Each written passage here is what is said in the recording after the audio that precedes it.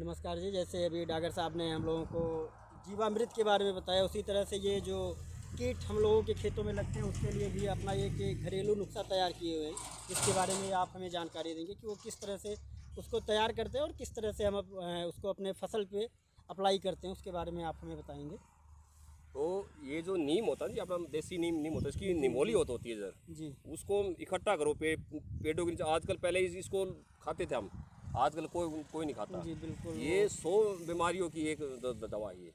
मैं क्या करता हूँ, हर साल करीबन 1 क्विंटल इन पेड़ों के नीचे से निमोली कर उनको सड़ा देता हूँ जी उनको उसी में डाल कर, और उसमें करीबन 5 लीटर एक टंकी में 200 लीटर की मैं उसको खाली रखता हूँ। करीबन दो तीन फुट उसमें जी उसमें डाल कर, गौमूत्र डाल कर उसमें उसको सड़ा देता हूँ। उससे उससे क्या होता है कि जब वो सड़ जाता है बिल्कुल, और पूरा वो सड़ जाता है, वो जो निमोली होती है उसको चाहे आप खेत में भी बगा दो, दीमक का प्रकोप खत्म। अच्छा, वो दीमक के लिए भी उपयोगी है। दीमक के लिए बहुत ज़्यादा, क्योंकि वो सड़ा हुआ जो निमोली हो जाती है जी वह दीमक को तो आसपास नहीं आ जाएगी।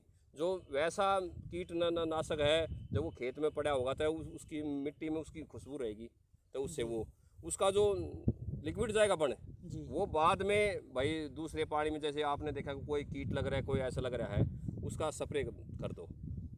तो वो एक लीटर वो, और 20, मतलब जैसे 20 लीटर की टंकी है तो 1 लीटर वो 19 लीटर पानी उसका स्प्रे कंटिन्यू दो में कर दो, कीटनाशक बिल्कुल ख़त्म हो जाएगा उससे। जी, जैसा कि अभी आपने बताया कि नीम की जो निबोड़ी होती है, जो फलियाँ होती हैं नीम की, वो जब सूख के गिरती हैं तो उसको इकट्ठा करके फिर उसको सड़ा के उसमें गौमूत्र डाल के वो तैयार करते हैं, जिसमें अगर हम 1 एकड़ के हिसाब से, अगर 1 टंकी के हिसाब से वो जब छिड़काव करते हैं तो उसमें 1 लीटर वो निबोड़ी का वो जो हमने वो बनाया, घोल बनाया है, उसको और 19 लीटर पानी डाल के 1 टंकी के हिसाब से, वो पर एकड़ 1 टंकी या फिर ना पर 1 एकड़ 5 टंकी लगी, 5 पर एकड़ 5 टंकी के हिसाब से हम उसका छिड़काव करते हैं, जिससे हमें कीटनाशक जो हम यूज करते हैं वो भी यूज करने की ज़रूरत नहीं पड़ती है। और अगर हम दीमक के लिए बात करें तो हम वो दीमक के लिए भी उसका यूज हम करते हैं। तो जैसा कि अभी आपने बताया ये सारी चीज़ें कि जो है उसको खेत में डाल दो, वो उगेगी नहीं। जी वो सड़ने के बाद में वे खाद का रूप बन जाती है।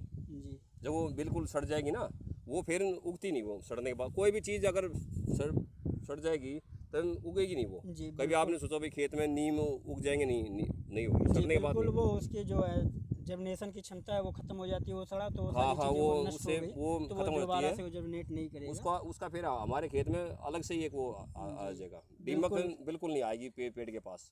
जो हम बीच बीच में देखते हैं ना, कहीं कहीं पे दीमक का वो खेत में भाई